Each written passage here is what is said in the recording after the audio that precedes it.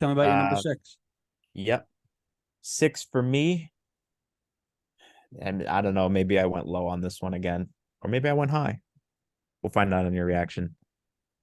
2015 Sebastian Giovinco. Oh my god. You out of your mind?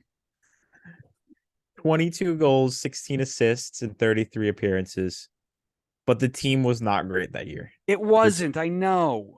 they were 12th in the Supporter Shield, 11 points off the Supporter Shield winners, and lost in the first round to Montreal. The stats are unreal. It's stupid how good they were. They are. There's only been one man who's beat out the goal contributions, and we'll talk about that one later. But just considering how poor the team was that year, I dropped them down a little bit. I he was I had top six guys, and he was in that list of easily being in the top six, and I'm definitely open to talking about him being a bit higher. But I weighed just as much the team performance as I did the stats. So while his stats are unreal and unbelievable, and he put up ridiculous numbers, he his team didn't perform so great. He also played a lot more games than some of the other guys did. So he played 33, which is tied with Hani, I think, for the most in terms of just regular season games. Which is, to be fair to some of these other guys, if they had played 33 games, might have been up and around that goal contributions as well with a team that performed better. So I went a little low, I think, probably just based off of the team performance, but obviously highly deserving of being on the list. He was a game changer for the entire league. And in terms of breaking out these ridiculous goals and assist numbers, I mean, judging by your reaction, I would highly assume you have him much higher, but Not much higher. I'll be honest with you. Like it's not night and day, but for me, and I don't want to dive into it too deep because I'm going to talk about it in a little bit. yeah, He started that season in Serie A. He came in after playing a not a full season. He came in not the number one guy in I think he was it Juve at that time? Yeah. Or yeah, it was Juventus. He came in his first season and led the league in both goals and assists. And based on my research, which was the last 2 hours, I did not find a single person who did both of those from the ever argued striker slash cam position, Adam rolling over in his grave. I have not seen a single person who has done more to a team as an individual. They missed the playoffs the year before and he dragged them to the playoffs that year. Yes, they didn't do so well, but he set them up to be very, very good. I have him higher. Oh, actually, it is a lot higher. um, and I'm not going to move him, so I'm going to leave him there. Um, yeah, I've got him a lot higher. I think strictly for the fact that he came in and was the best player, both setting players up. And if I look really quickly,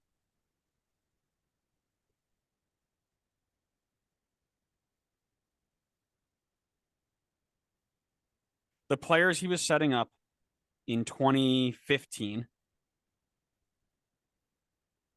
included the ever talented likes of Bright DK, Jordan Hamilton. Josie Altidore got in there for 28 games, so Josie was there. uh-huh. Michael Bradley was behind them at age 26. So they had the trio. Jonathan Osorio was in there.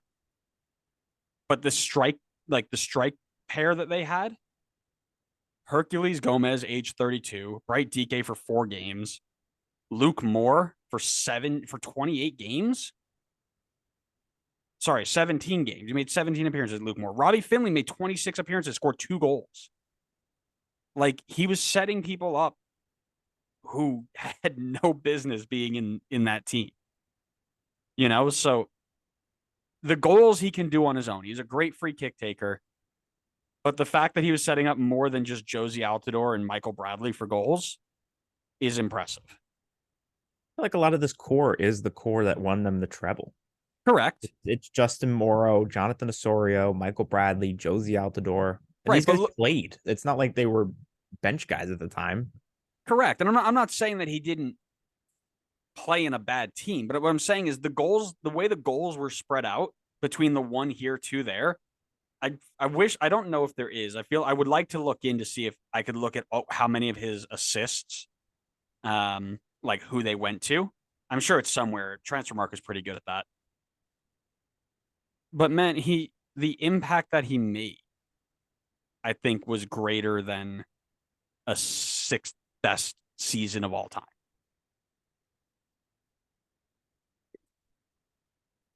Probably, but the team was terrible. I don't know why the team was so bad. Maybe it was a coaching thing. Looks like it was a defense thing, which obviously, he's not going to be responsible for that, but the team was not good that year. I mean, you lost to Montreal in the first round of the playoffs. This isn't like Was an that unreal Montreal team. was that Let's the but no, it wasn't. Was that the like 5-3 insane game? No, Toronto won that. Never mind. no, they stomped them. It was 3-0. Gotcha. I don't know. I think you're harsh. There's probably a good middle ground for both of our rankings for where he should be. There absolutely is, but here we are. Who's your 6? Number 6, I've got Dwayne De Rosario in 2013, if I remember correctly. No, No, that's Mike Magee. 2011. Sorry. What really did this for me was the fact that he was really, really good for 3 different teams. 17 goals, 4 penalties, 12 assists in 41 appearances for 3 different teams. He did finish with DC United, who missed the playoffs, but he scored the most goals in the league and had the 3rd most assists. And what really got me is 3rd most assists over 3 teams. It wasn't like he had one guy that he was feeding. He did it with 3 different teams. And I think that's really, really impressive. So I put him up a bit higher. I think I'm being screwed by the MLS stats system. Because to your point that we talked about before we started hitting record, it popped up as him having 18 games played, 13 goals, 7 assists. So I was like, that's probably for goals. Yeah, that's probably for I was like, there's no way I'm putting him on my list if he only played 18 games. I think that's your one team, not the whole thing. Yeah, it is. I think it's just DC. I'd have to put everything together and reevaluate because I'm sure he would be on my list then in that case. But that's a fair point. Now, is he a bit higher? Like, should he probably maybe drop a little bit? Maybe. Because yeah, how do you rate like in terms of a team performance? Like, do you go and I based off didn't, of right? This was the one that I didn't rate on a team performance because he really he played for DC, who missed the playoffs barely. Played for Red Bull, who made the playoffs, of course, because we always make the playoffs.